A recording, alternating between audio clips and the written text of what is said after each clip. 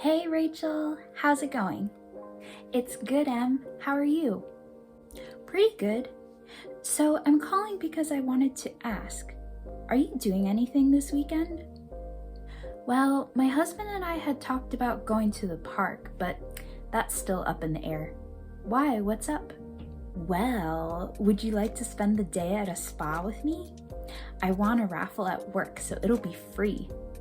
I would love to go. Count me in.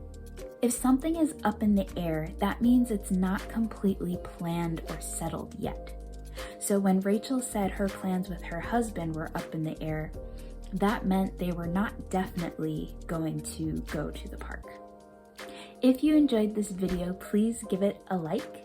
And if you would like to see future videos on English idioms, please hit my subscribe button so you don't miss my next video. Thanks for watching, and I'll see you next time.